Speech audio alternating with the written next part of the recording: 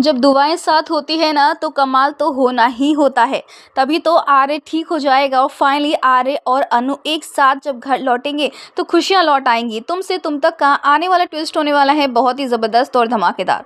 फिर कहानी में आप देख रहे हैं कि यहाँ पर अब अनु जो है वो अपने आर्य के लिए यहाँ पर प्रण लेते हैं कि वो कुछ नहीं खाएगी, कुछ नहीं पिएगी जब तक आर्य सर ठीक नहीं हो जाते हैं। तो वहीं एक ऐसा दोस्त तो हर किसी की ज़िंदगी में होना चाहिए, जी हाँ, झेंडे जैसा, जिसने अपने दोस्त अपने भाई के लिए यहाँ पर इतनी बड़ी परिक्रमा करी। जी हाँ, यहाँ पर वो बहुत बड़ी प्रार्थना कर रहा होता है और चाहता है कि आर्य ठीक हो जाए। जहाँ हर कोई, क्योंकि सबके साथ आर्य ने अच्छा ही किया है ना, किसी से बुरा तो किया नहीं है, तो फिर जब अच्छा इंसान करता है तो उसका अच्छा ही होता है। लेकिन आर्य की हालत काफ़ी नाजुक होती है, वो ऑपरेशन थिएटर में होता है, उसका ऑपरेशन चल रहा होता है। तो वहीं पर मीरा इस बात का बिल्कुल भी फ़ायदा नहीं उठाती है, वो अनु का साथ देती है। लेकिन मानसी वो अनु की इंसल्ट करती है। हालांकि वहाँ पर अब आर्य की माँ आकर मानसी को चुप करवा देती है, लेकिन अनु को बुरा नहीं लगता क्योंकि इस समय सबसे ज़रूरी जो है वो है आर्य का ठीक होना। तो वहीं अब दूसरी तरफ अनु के पेरेंट्स को भी सुनना पड़ता है कि इतने बड़े उम्र वाले इंसान ने शादी तय कर दी, ना जाने क्या क्या भुगतना पड़ेगा अब अनु को। लेकिन अनु के माँ बाप भी इन सब चीज़ों पर ध्यान नहीं देते हैं और ये लोग जो है एक दूसरे का ख्याल रख रहे हैं,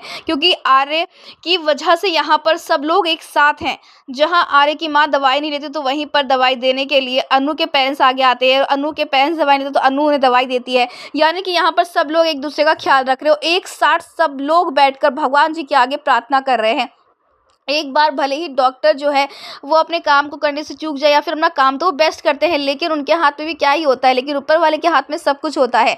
इसीलिए भगवान के आगे हाथ फैलाने से कोई छोटा नहीं होता और इसीलिए सब लोग बैठकर प्रार्थना कर रहे होते हैं। तो वहीं जब डॉक्टर साहब बाहर निकलते हैं तो यही जवाब आता है कि आर्य खतरे से बाहर है, वो एकदम ठीक है। यानी कि यहाँ पर दुआओं ने कमाल दिखा दिया है और फाइनली दुआ कबूल भी हो चुकी है, क्योंकि यहाँ पर आर्य ठीक हो जाएगा। जहाँ दूसरी तरफ जब आर्य बाहर आएगा ना तो अनु यहाँ बहुत खुश होने वाली है। फाइनली यहाँ पर आप शादी जोरों शोरों से शुरू होने वाली, क्योंकि आर्य और अनु की जिंदगी एक दूसरे के साथ बनी हुई है। लेकिन दोस्तों हम आपको ये भी बता दें कि ये शादी अनु की जिंदगी की सबसे बड़ी बर्बादी बनेगी, क्योंकि शादी के बाद ही अनु के सामने आर्य राजनंदी के रिश्ते का सारा सच आएगा कि राजीव भाटिया कोई और नहीं बल्कि आर्यवर्धन है।